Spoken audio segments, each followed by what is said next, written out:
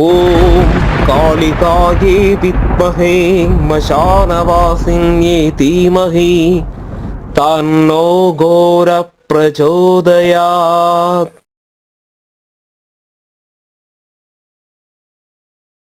வணக்கம் ஆன்மீக நண்பர்களே.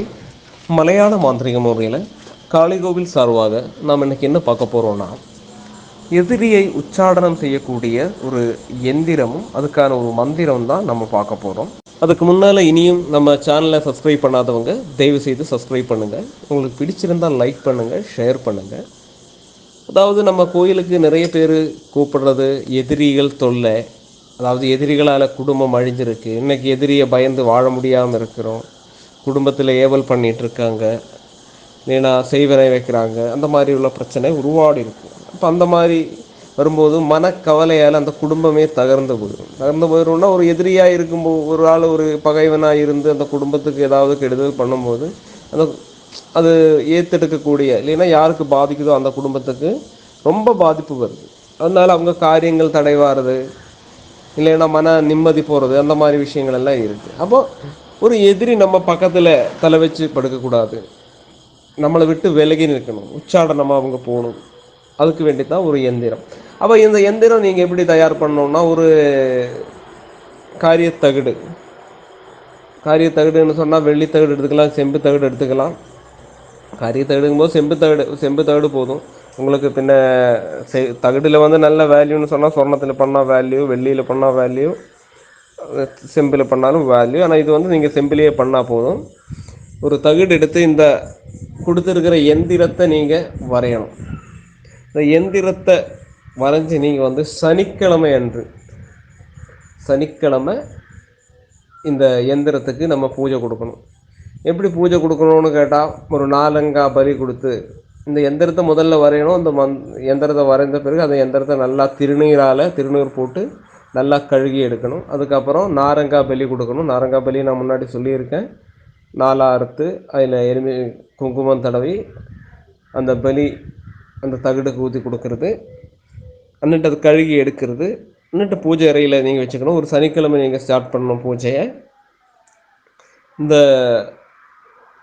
எந்திரத்துக்கு நம்ம செய்ய வேண்டிய பூஜைன்னு சொன்னால், நம்ம எதிரிகள் நம்ம பாகம் வரக்கூடாது, நம்மகிட்ட தலை வச்சே வரக்கூடாதுன்னு, தலை வச்சு பார்க்கக்கூடாது அப்படி சொல்லுவாங்க இல்லையா.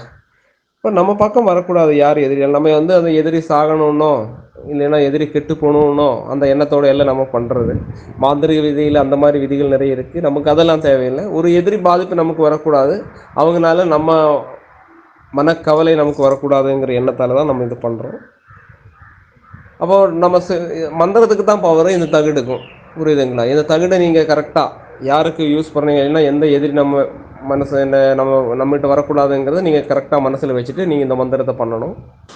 அதாவது இந்த எந்திரத்தில் முன்னாடி கொடுத்துருக்கிற மந்திரம் இருக்குது, ய ந ம சிவா இல்லையா. ஓம் ய ந ம சிவா மம சத்ரு உச்சாடய ஸ்வாஹா. அவ்வளோ மட்டும் போதும். மம சத்ரு உச்சாடய மம சத்ருன்னா என்னுடைய சத்ரு. அங்கே வந்து நீங்கள் பேர் போட்டு கூட பண்ணலாம், இதே போதும். மம சத்ருன்னா என்னுடைய சத்ரு உச்சாடை. அப்போ உச்சாடனா என்னோடய பக்கம் வரக்கூடாது, அவங்க ஓடி போகணுங்கிற எண்ணத்தோடு நீங்கள் இது பண்ணால் போதும். இதில் வேறு ஒன்றும் இல்லை, நிவேத்தியம் வேறு ஒன்றும் வேண்டாம் உங்களுக்கு. அந்த தகடை நீங்கள் பலப்படுத்துகிறீங்க, அதுக்கு எலுமிச்சம்பழத்தோட ஒரு காவு கொடுக்குறீங்க, விளக்கு வச்சு நீங்கள் ஜெபம் பண்ணுறீங்க. அது கண்டிப்பாக 21 நாள் பண்ணணும். ஒரு சனிக்கிழமை தான் நீங்கள் ஸ்டார்ட் பண்ணுறீங்க.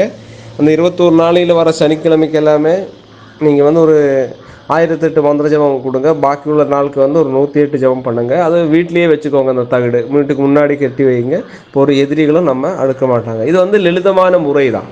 இந்த எந்திரம் நீங்களே வரைந்தால் போதும், நம்ம வெளியே கொடுக்க ஒன்றும் வேண்டாம். இதெல்லாம் எழுத்து மட்டும்தானே இருக்குது. கரெக்டாக அந்த பக்கம் இந்த பக்கம் சூலம் வரைகிறது, அதாவது ஒரு கட்டமாக போடுறது, அதில் கரெக்டாக அதை கையெழுத்து, அதை எழுதும்போது நல்லா விற்த்தியாக இருக்கணும், இல்லைன்னா என் எழுத்து சரியில்லை அப்படி ஒன்றும் இல்லை. அந்த கல்லியில் அந்த கோட்டையில் அந்த அக்ஷரம் மட்டும் கரெக்டாக வரணும். அந்த சூலமும் அதே மாதிரி வரணும்.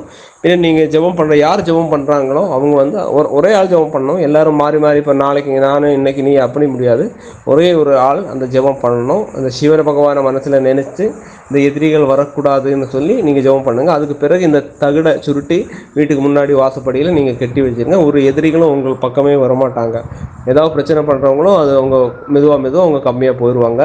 நான் கண்டிப்பாக சொல்கிறேன், இது வந்து சின்ன சின்ன பிரச்சனைகள்லாம் நீங்கள் இது செய்ய வேண்டாம். காரணம் இது வாழ்க்கையில் எதிரிகள் இருந்தால் தான் நம்ம முன்னாடி வர முடியுங்கிறத நீங்கள் நல்லா புரிஞ்சுக்கோங்க.